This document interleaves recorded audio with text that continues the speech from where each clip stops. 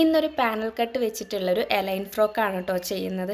അപ്പോൾ നമ്മൾ എപ്പോഴും ചെയ്യുന്നത് പോലെ തന്നെ യോക്ക് പോർഷൻ ഞാൻ ആദ്യം തന്നെ ഒന്ന് കട്ട് ചെയ്തിട്ട് സ്റ്റിച്ച് ചെയ്തെടുക്കുന്നുണ്ട്. ഫ്രണ്ടിൽ ഞാനൊരു വി നെക്കും ബാക്കിൽ നോർമൽ യു നെക്കും ആണ് കേട്ടോ വെച്ചിട്ടുള്ളത്.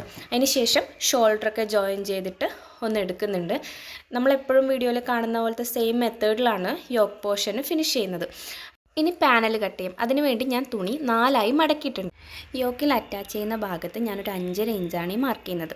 താഴോട്ടേക്ക് ഫ്ലെയർ പോകുന്ന ഭാഗത്ത് ഒരു 12.5 ഇഞ്ചും മാർക്ക് ചെയ്യുന്നുണ്ട്. നമ്മുടെ വേസ്റ്റ് റൗണ്ട് എത്രയാണോ, കൂടാതെ നമുക്ക് എത്ര പാനൽ വേണം എന്നൊക്കെ നോക്കിയിട്ടാണ് ഈ അളവുകൾ എടുക്കേണ്ടത്. ഞാൻ ഫ്രണ്ട് പാർട്ടും ബാക്ക് പാർട്ടും കൂടി 6 പാനലേ ടോട്ടൽ എടുക്കുന്നുള്ളൂ കേട്ടോ. അപ്പോൾ ആദ്യം നമ്മൾ ഇതേപോലെ മാർക്ക് ചെയ്തതിന് ശേഷം താഴത്തെ ഫ്ലെയറിൻ്റെ ആ ഭാഗത്ത് വീണ്ടും ഒരു 5.5 എടുക്കുക. മുകളിൽ യോക്ക് പോർഷൻ വരുന്ന ആ ഭാഗത്ത് 12.5 മാർക്ക് ചെയ്യുക. അതിന് ശേഷം വീണ്ടും ഇതേപോലെ ഒന്ന് സ്ട്രെയിറ്റ് ആയിട്ട് വരച്ചു കൊടുക്കുക.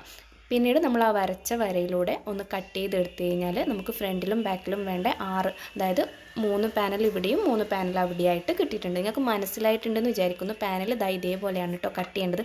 അതിനുശേഷം നമുക്ക് ആ 5.5 ഈ ഒരു 5.5യിലേക്ക് ജോയിൻ ചെയ്ത് കഴിഞ്ഞാൽ കറക്റ്റായിട്ട് കിട്ടും.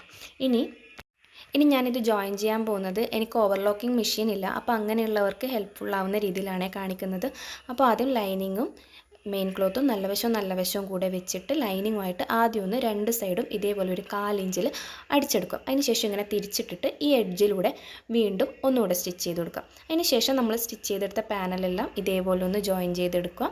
പിന്നീട് യോക്ക് പോർഷനായിട്ട് അറ്റാച്ച് ചെയ്ത് കൊടുക്കുക. അപ്പോൾ നമ്മുടെ ഡ്രസ്സ് ഇവിടെ റെഡി ആയിട്ടുണ്ട്. അപ്പോൾ ഇതിൻ്റെ ഫുൾ വീഡിയോ വേണമെങ്കിൽ ഒന്ന് കമൻറ്റ് ചെയ്യുക. കസ്റ്റമൈസേഷന് വേണ്ടിയിട്ട് ഒന്ന് DM ചെയ്താൽ മതി കേട്ടോ.